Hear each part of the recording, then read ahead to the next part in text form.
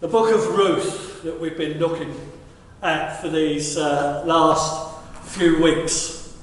That's, I think, one of the most lovely stories we've got in the scriptures. It's a love story.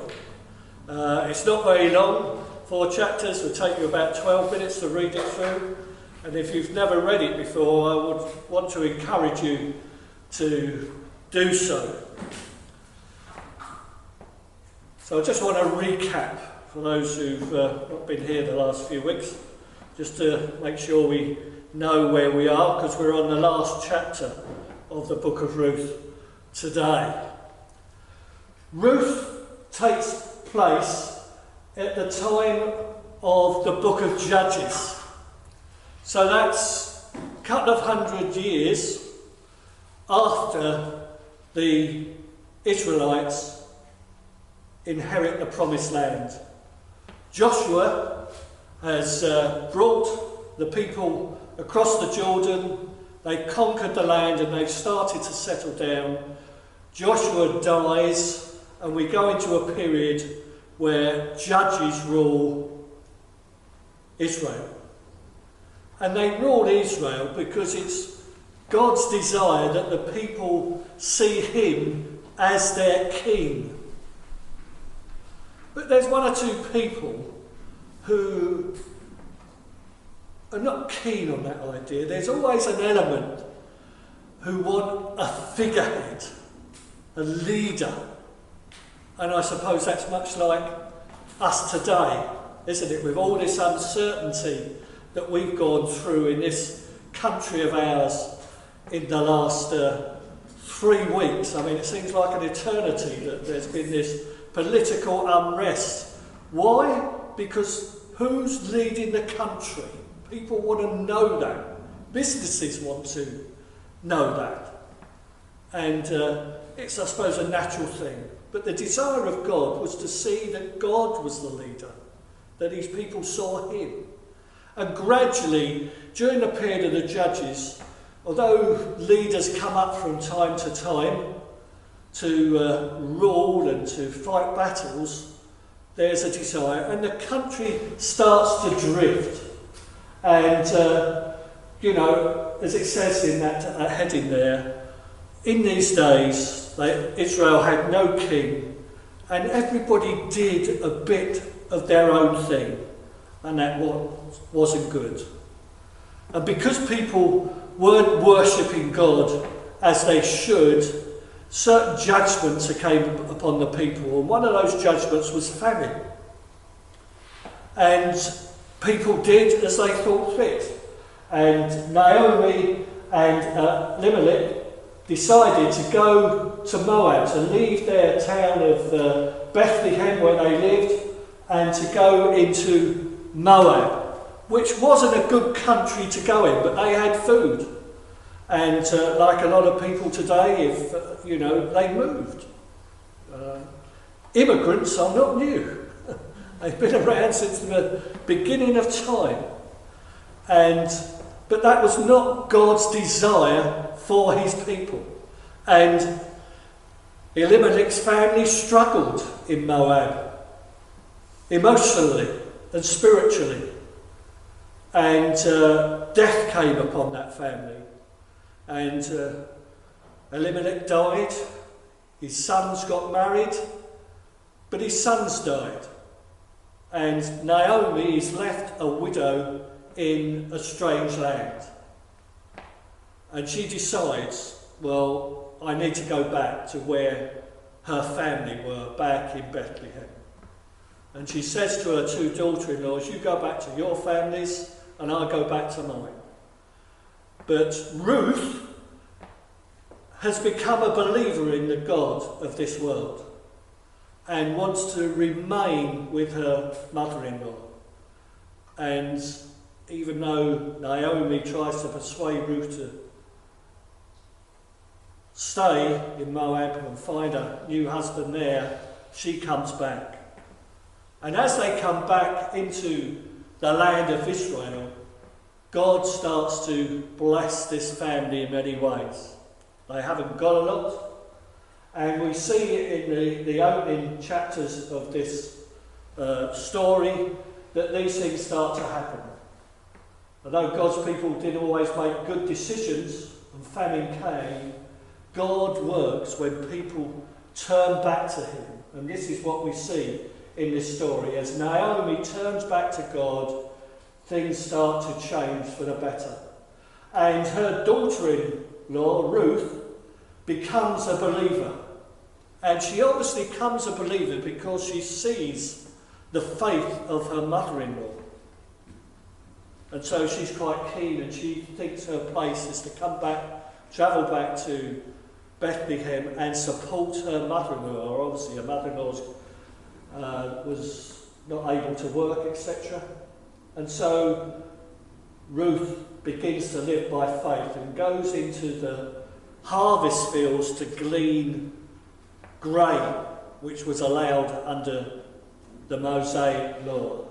And she goes into a field, and though she's a foreigner, she gleans grain. She picks up the pieces the workers leave behind. And people recognise that she is a faithful woman, and she's doing something great. And the owner of the field, Boaz, comes to see his workers, and he immediately sees this woman working hard, gleaning in the fields. And he asks questions of his manager, who's that woman? What's she doing here? And the manager tells her. And immediately Boaz knew that he should help this woman because she was part of his extended family. And he tells the manager to make sure she gets good opportunity for picking up food, grain, and to make sure the other workers don't hinder her. And this is what happens. She does that. And as she does that, she starts to live by the grace of God. Because all of a sudden, although her situation is desperate, she's able to gather food for herself and her mother-in-law. And Boaz, as a godly man, allows this to happen, and in actual fact starts to pour more grain on her, gives her extra grain and makes sure she's fine. And as Ruth and Naomi get together after this first day's work, Naomi immediately sees that this is a God at work in her family's life, because she recognises Boaz as a Kinsman-Redeemer. That's somebody within the family that's going to care for this disadvantaged family. Because honestly, widows were in a bad state in those days. No social security and everything else that we would get these days. They were on their own. And it was really up to the families to look after widows in this way. So let's pick up the story there. So one day Naomi, her mother-in-law, said to her, "My daughter, I must find a home for you where you will be well provided for. Now Boaz, with whose women you have worked, is a relative of ours. Tonight he will be at the winnowing barley on the threshing floor. Wash and perfume yourself and pull out your best clothes and go down to the threshing floor. But don't let him know you are there until he has finished eating and drinking. When he lies down, note the place where he is lying, then go and uncover his feet and lie down. He will tell you what to do." A very strange thing to happen. When the harvest is reaped, then the process of separating the grain from the chaff and the stalks has to take place. And that was done afterwards in certain areas.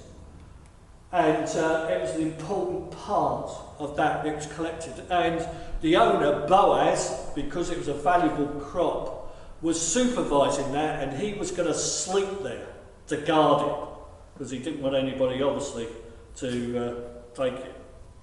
So, as Naomi has seen that Boaz has been exceptionally kind to Ruth, on the first meeting, she immediately recognises this could be an opportunity for Boaz to act as a kinsman-redeemer.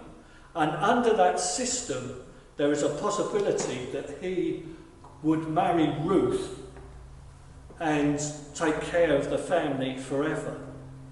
And so she sets in place this system of trying to ensure that Boaz realises that he is a kinsman-redeemer to Naomi and Ruth, and could be a future husband of Ruth. And so she goes in the night to where he is sleeping, and she uncovers his feet and lays down beside him. Now this to us looks very peculiar, doesn't it? It's not the sort of thing I would recommend any lady does, is to walk into a man's bedroom during the night, take the bedclothes off and lay down beside him. I mean, it's, not the sort of thing. But we've got to take it within the culture that this was happening. And we can't see that this is a woman offering herself for sex to this man. This is not him. Within the story of Ruth, we see there's an integrity of holiness and honouring God's laws within the system, and that's the way it's happening. And so we must see it in that sight, because we saw the clip from the film last time. It's obvious from the way the filmmaker makes this, is that as soon as Boaz claps his eyes on this woman, Ruth, there's a bit of a love feeling going on. Now, I don't know if you've experienced that, but we know it happens, doesn't it? I can remember back in my very younger days, going to a party, meeting a young lady and thinking, oh, she's special. And that was the beginning of a wonderful relationship. It happens. Never met before. We clapped on eyes at one end of the party, and as it so happens, none of us really wanted to be at this party. We got dragged along by other friends, and as I say, the rest was history. It happens, and this has happened with Ruth, and Naomi perceives this and is trying to encourage Ruth to show in a way that she would be willing to marry Boaz. And so that's where we are in the story. And she goes to the winnowing floor, and Boaz recognises this, and he really sees that yes, he could marry Boaz, and perhaps God is saying to him, you are the kinsman-redeemer of this family. And he starts to work out a way in which this will come about, because it turns out he is not the first person in line that should do this, and we'll come back. Now, the city gate, when it talks about this is where the people gathered to make decisions, and this is where Boaz goes to gather the elders together for him to remind them that Naomi is back in Bethlehem, and the community, the family, needs to support them. And so he gathers the elders, and then he reminds one of the other men there that actually he should act as kinsman-redeemer. He is the next in line in the family, because we'll see that as we go on, there is a belief within Israel, the Jewish people, that they should look after widows, and one of the ways they looked after widows was that if one of the family members dies, then another male member of the family should marry that relative to carry on the family name. Let's read the story of Boaz at the town gate. Chapter 4. Meanwhile, Boaz went up to the town gate and sat there just as the family guardian he had mentioned came along. Boaz said, "Come over here, my friend, and sit down." So he went over and sat down. Boaz took 10 of the elders of the town and said, "Sit here," and they did so. Then he said to the family guardian, "Naomi, who has come back from Moab, is selling the piece of land that belonged to our relative Elimelech. I thought I should bring the matter to your attention and suggest that you buy it in the presence of these seated here and in the presence of the elders of my people. If you redeem it, do so. But if you will not, tell me, and I will know, for no one has the right to do it except you, and I am the next in line." "I will redeem it," he said. Then Boaz said, "On the day you buy the land from Naomi, you also acquire Ruth the Moabite, the dead man's widow, in order to maintain the name of the dead man with his property." At this, the family guardian said, "I cannot redeem it, because I might endanger my own estate. You redeem it yourself. I cannot do it." Now, in earlier times in Israel, for the redemption and transfer of property to become final, one party took off his sandal and gave it to the other. This was the method of legalizing transactions in Israel. So the family guardian said to Boaz, "Buy it yourself," and he removed his sandal.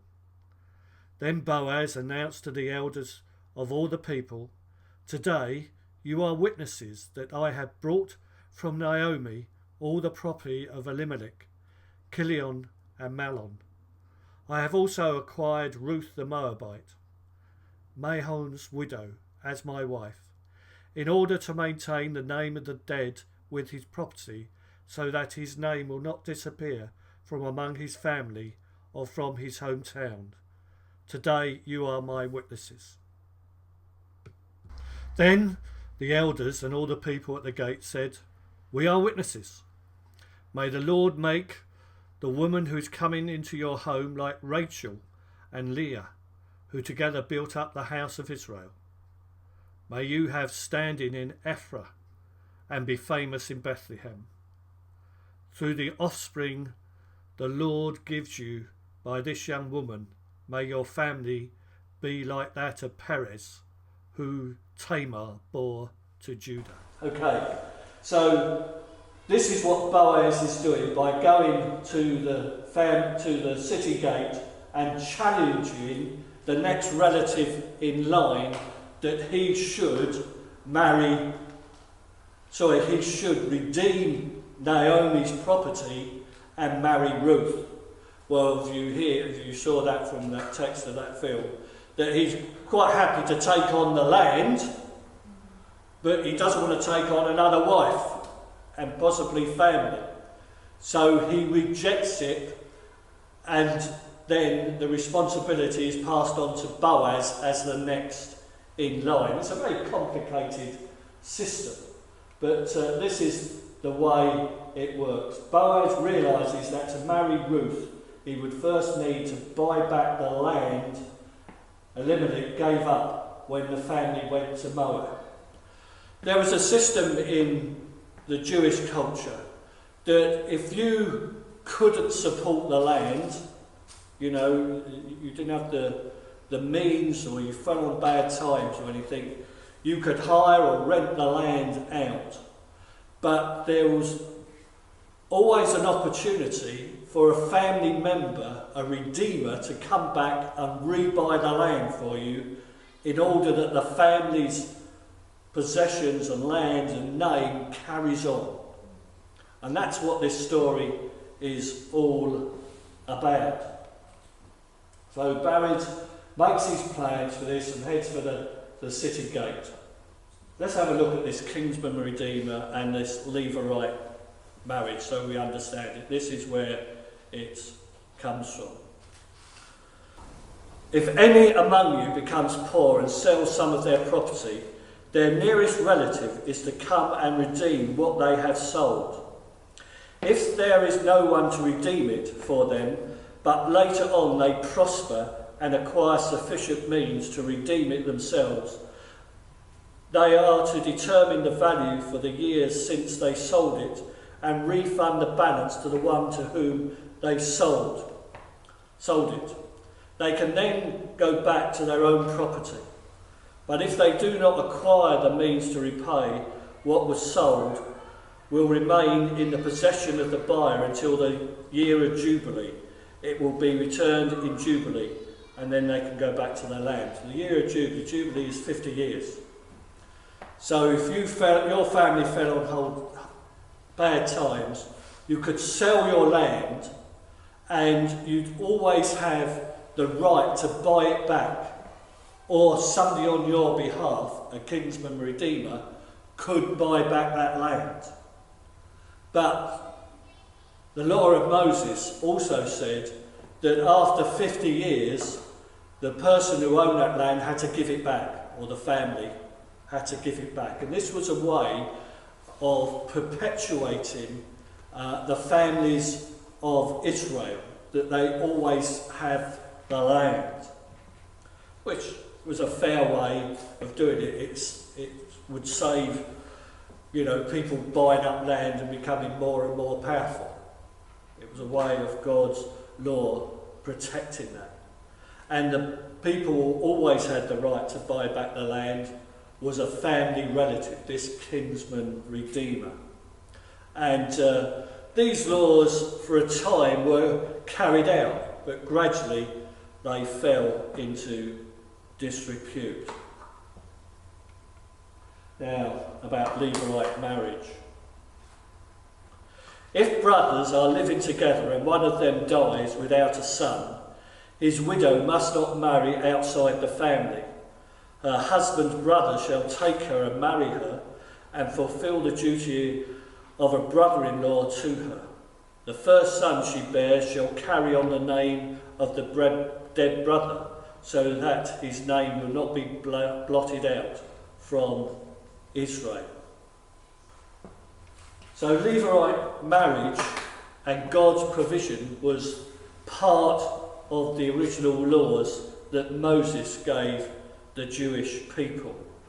And during this period, the people of Israel, to a certain extent, carried out these laws.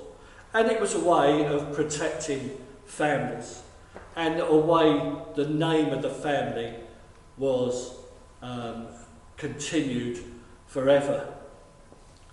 That was important to Jewish people. Jewish people at this time didn't really have any sense or hope of the afterlife that we have today because of Jesus' death and resurrection. The way they saw their life continuing was through their family of sons. The name continuing. They saw that was their hope of the future.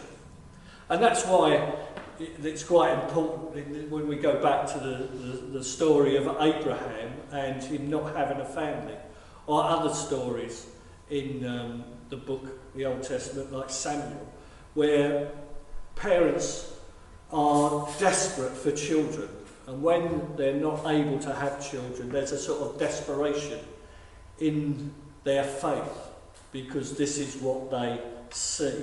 It's different for us. It's not a question of our name being carried on, it's a question of our relationship that's carried on these days. It was possible, I suppose, because family relationships and family clans was quite a reality. As Naomi comes back to Bethlehem, everybody in Bethlehem knows Naomi. They remember her going 10 to 15 years ago, and she's come back. Her name, her family are all known to them because everybody knew her house. Bethlehem, I would imagine, was only we call it a town, but basically it was a small village of about 200 people. And you could know 200 people in those days. We wouldn't do it, it wouldn't be easy today, would it, to know everybody in your little community, but it was certainly possible in that. And this is why the Levirate marriage system would work, because of the closeness of the family connection. And the family saw it was their responsibility to care for those like the widows and the disadvantaged and the poor. The tragedy is that Jewish rulers didn't always obey this law, and a number of times we see in the book of histories in the Old Testament that prophets often rebuked the leaders of the community for not carrying out these laws. Okay, let's have a look so we understand what a Kinsman-Redeemer is. There's a definition of it. A Kinsman-Redeemer is a relative who restores or preserves the full community rights of disadvantaged family members.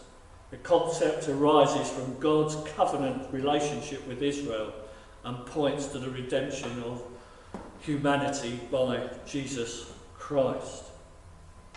Redemption is part of our understanding of the work of Jesus on the cross. Through Jesus dying on the cross in such an unjust way, dying for our sins and rising again, he is able to redeem us. And this Kinsman-Redeemer is a forerunner of what Jesus is going to do. That's how we need to understand it.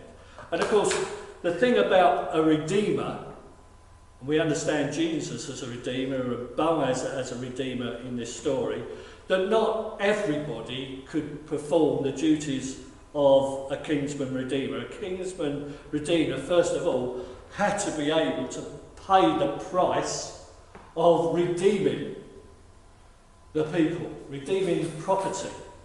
And we see from this story that Boaz was obviously quite a wealthy person and was able to redeem it. Jesus is the only person who's able to redeem us. That's what we need to remember in the connection between the Old Testament story and where we are in our relationship with God now.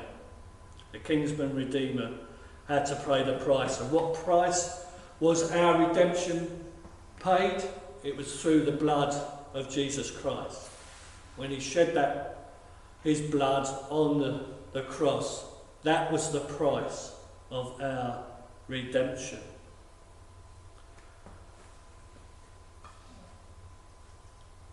So when we look at this story and how Ruth's fortunes changed, that she came through faith, grace and hope, it's the same way we come to Jesus Christ and understand how we can inherit eternity. It's because Jesus redeemed us with his precious blood. Jesus was the only one that could do that. In this story, Boaz, or another Kinsman-Redeemer, was the person who could do that. One, because he was a family member.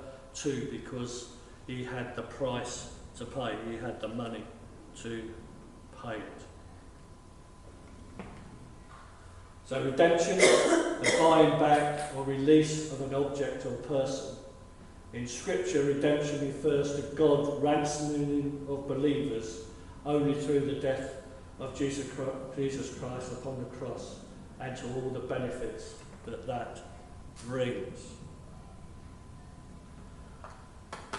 So redeem really means to set someone free by paying a price. And that's what Boaz does in this story. He sets Ruth and Naomi free from poverty and restores them to the proper place in community with land and a future. And then he marries Ruth to ensure that the family name continues. So it's a lovely story of love and redemption. And that's our story of our faith and belief in Jesus Christ, isn't it? It's a story of love. Jesus loves us. We accept that love. We become part of the family of God, and because of that, we are redeemed. I suppose there's also a third qualification, and that is that the Redeemer needs to be willing to redeem. Boaz was willing. The first kinsman wasn't willing. Jesus is willing to redeem us and redeem all people. So he becomes our kinsman-redeemer. The third qualification. Need to redeem. But of course, through this process that's going on at the city gate, Naomi and Ruth are back at home, and they must be patient. Ruth's trust and obedience in Naomi had brought about a complete transformation in their lives, and now they were living by faith, grace and hope. But they had to wait the outcome of the meeting at the city gate. It was no good Naomi and Ruth going up to the city gate to try and help Boaz, sort out this problem before the elders. They needed to be patient. And that's something for us to learn in life's journey, isn't it? We can have lots of faith, we can be in the grace of God, receiving the benefits of the kingdom and having a high hope. But that still needs that we need to be patient people, which we looked at in our last series when we was looking at the fruits of the Spirit, wasn't it? A need to be patient. They sat at home and prayed and sat still. And often in life, we need to do that. So not only is this a lovely love story and a story of God's redemption, it's also a reminder for us that through life we need to be patient people, holding on to faith and to live in hope. That's what God requires of us. And because this story happened, because Ruth saw in Naomi a person of faith and became a believer, because they were willing to make a change to their circumstances and go back home, the course of the nation and the course of history is changed. And that's the other wonderful thing about this story. Remember that Ruth was a Moabite. Moabites were the enemies of God's people. They were not liked. And the Moabite nation was often at war with Israel. And yet, Ruth becomes part of Israel's story. She travels back, and she's, as an alien, as a refugee, as an immigrant, if you like, is accepted into the Jewish nation, and that has amazing ramifications. So let's just make sure we understand that. So Boaz took Ruth and she became his wife. When he made love to her, the Lord enabled her to conceive, and she gave birth to a son. The women said to Naomi, "Praise be to the Lord, who this day has not left you without a family guardian. May he become famous throughout Israel. He will renew your life and sustain you in your old age. For your daughter-in-law, who loves you and who is better to you than 7 sons, has given him birth." Then Naomi took the child in her arms and cared for him. The women living there said, "Naomi, you have a son," and they named him Obed. He was the father of Jesse and the father of David. This then is the family line of Perez. Perez was the father of Hezron. Hezron the father of Ram. Ram the father of Amminadab. Amminadab the father of Nahshon. Nahshon the father of Salmon. Salmon the father of Boaz. Boaz the father of Obed. Obed the father of Jesse. And Jesse the father of David. Well, we quite often skip over genealogies, don't we? I do, I have to confess. But so Ruth, the Moabite, becomes the mother of Obed. Obed becomes the grandfather of King David. Jesus is in the direct line of King David.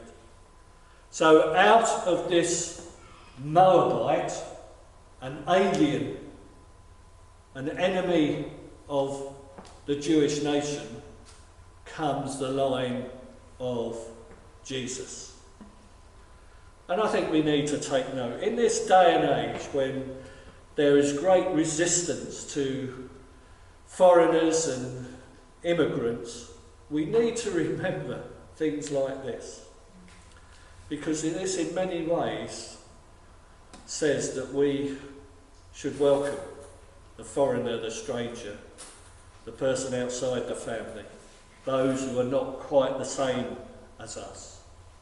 And it's not the only person in Jesus Christ's ancestry that is like this. If we go back a bit before this, to the time of the spies, there's another relative who was a prostitute who's in this line. An enemy of Israel who turns traitor on her own people and comes over to the side of the Jewish nation and becomes part of the lineage of Jesus Christ. God is obviously saying something to us through this, so we need to remember these things. God had been gracious to Ruth in Moab by giving her faith. His grace continued when she moved back to Bethlehem, and he guided her to the field of Boaz, where Boaz fell in love with her. God's grace continued at the town gate, where the nearer kinsman rejected Ruth and Boaz purchased her. After the marriage, God poured out his grace on Ruth and Boaz by giving her a son, who he named Obed, the servant. God used this family for a source of blessing to us and to many. End of story.